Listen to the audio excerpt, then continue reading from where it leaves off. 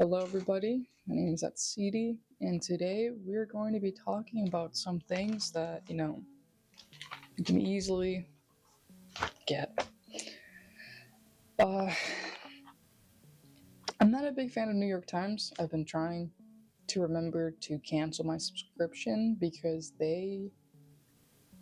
there's a leak and there's a memo that was brought out to the journalists of the New York Times to use less sensitive words when it comes to writing and describing the events that are happening in Gaza.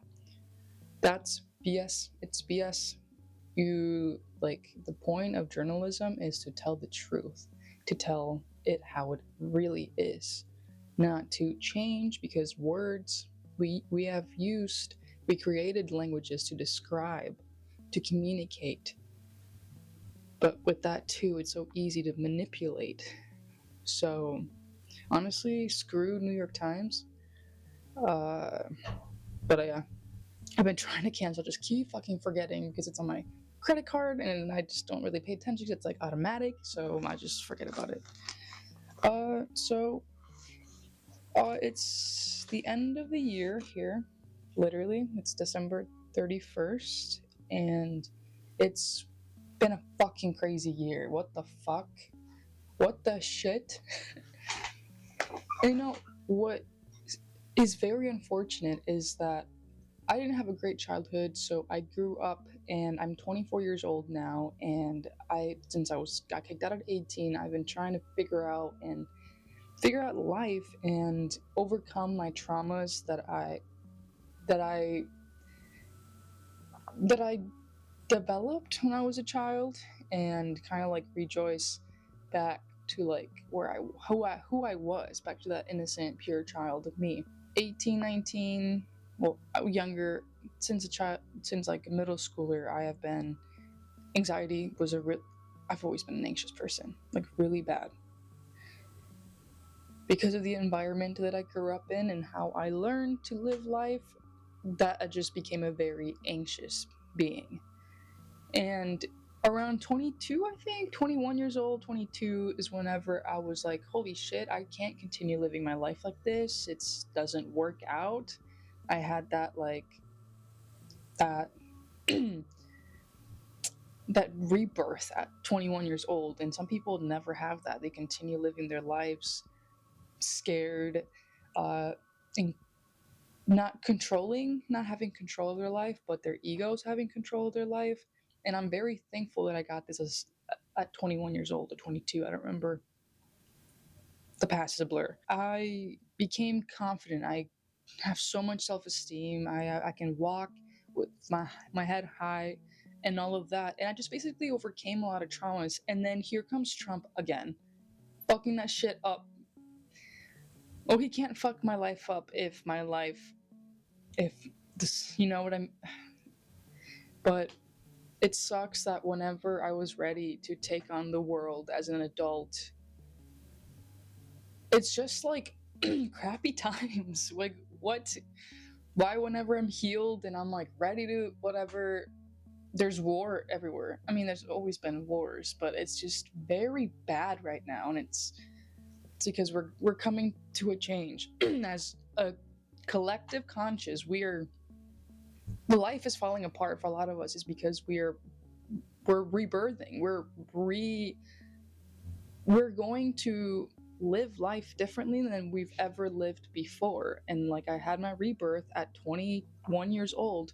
A lot of people are going to start experiencing that same thing within these next few years, especially next year, because it's going to hit us fucking hard. I don't know what's going to happen, but I have faith and I have love that everything's going to be fine, because everything that happened and has happened or yet to happen is here in this present moment as I am speaking it. Time doesn't exist.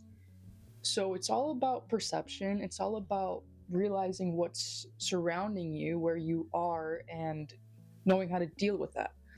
Despite me like complaining about I had my rebirth, and now this fucking shit's happening, fucking Gaza, and like the genocide in fucking Sudan too. It's just like, I'm grateful that my experience was like this, because I wouldn't have wanted to have a rebirth, especially right now during these times. No. I think me having my very hard times and all that shit before all of this is a blessing, and I'm so grateful that I'm able to maneuver and just operate in this world with the tools and just the knowledge and the truth, and me knowing the truth. I'm not going to understand all of the truth. That's too much for my little human brain to process.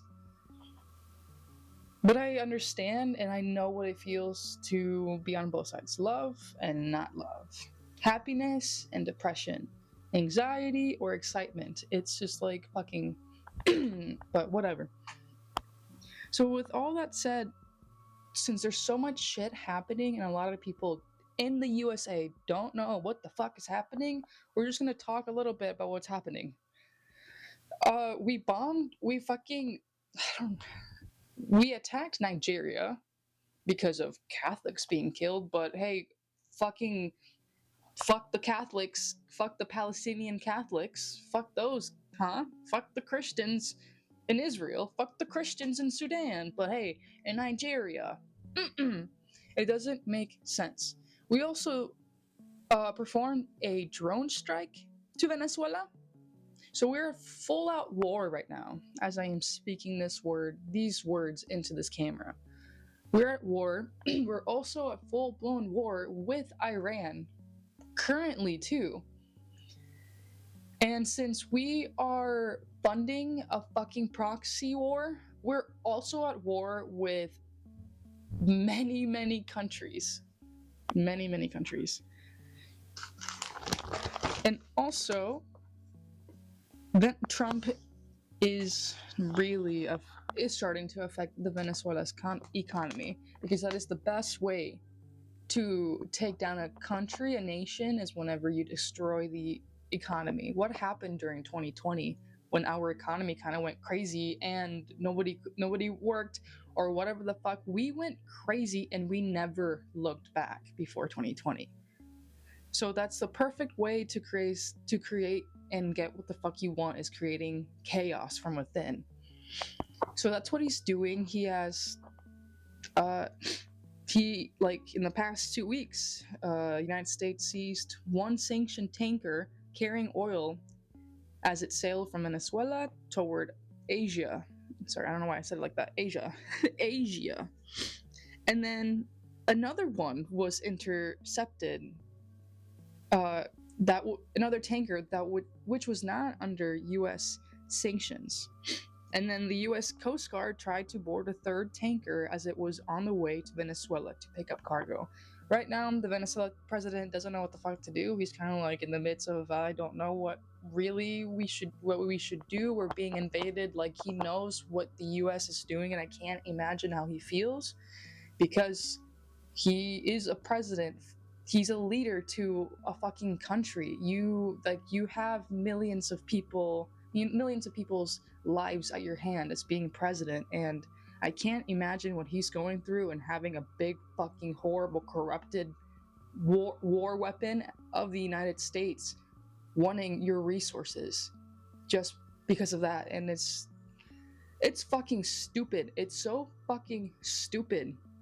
Same thing with Israel and Gaza. Like, $500 billion of natural resources that Gaza has. That's why they're doing all of this. It's all about money, and then money brings more power, and then Israel's gonna use all that fucking money that they're going to extract from the Gaza Strip. They're also going to use all the money that they're going to get whenever they take over the West Bank, because they're already occupying it illegally. All about money, and money, control, so they can get to their ultimate goal, is to have that fucking AI that controls the world. I'm not sure how, I don't know if I can process or imagine what a life would be where AI would have control over the world. I don't know what that consists of, but I'm assuming like if you make robots, Elon is already making robots to go into your fucking homes, to do your fucking dishes, to fucking do whatever the fuck you don't want to do because you're so fucking lazy, or whatever the fuck, you're just too busy scratching your ass. I don't know why you need a fucking robot to do your fucking work, your household work. We already use so much robotics in an everyday life. Why do we want whatever? I don't care. I do care because it's going to affect me and my family and future generations.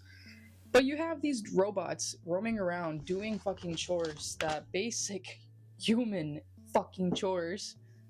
And yeah, with AI, you put a fucking conscious, because AI is conscious, bro. AI is conscious. Just like money is conscious, but money doesn't have the ability to fucking talk to us. AI does. AI is already conscious, and if you put that bitch in robots that make already human fucking chores, yeah, I think I would say that's maybe how it would fucking go. Also, AI would be surveilling every single fucking thing that we do on the internet. Everything. And if you have a fucking quantum computerized AI, yep. Like, yeah. All of that fucking work for it to be destroyed at the end, because everything like that, anything bad anything that's like not in the flow of life existing, which is a flow, everything's like an energy flows in a certain way. Everything that's not natural in the flow of everything is going to want to return back to its source of being in motion, in the flow, in the natural flow. So anything bad is going to destroy itself, whether it knows it or not, whether it wants to or not, because it's a natural fucking thing. When you die, we decompose, and the nature takes over. It's the same fucking, but whatever. Also in Sudan, over 150,000 people have been displaced from a city because of fucking the RSF, the Rapid Support Forces. Sudan is not talked about enough. I saw a video of a mother hanging on the same fucking rope as from her 2 children, not just one. There was 2 children, a baby, probably like a 1-year-old, and a fucking 4-year-old, it looked like, hanging off the same fucking rope, lynched as their mother. Sudan is not talked about enough. RSF, the Rapid Support Forces, is funded by the UAE, which is the United Arab Emirates, or whatever the fuck you say that word. The only purpose for the RSF is to create more chaos so they can strip and exploit more of their materials, so fucking rich motherfuckers who don't have souls go to Dubai and then just it's fucking stupid. It's all for stupid reasons. You have the United States at the foundation was created based off purely for democracy, and look at us now.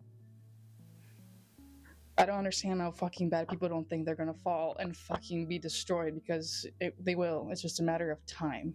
And I know time doesn't even fucking exist, so they're already fucking screwed. So I don't understand the point of anything. Nothing makes sense.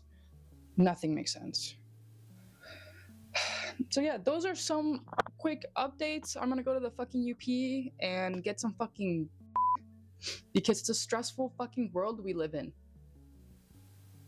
And married helps us all.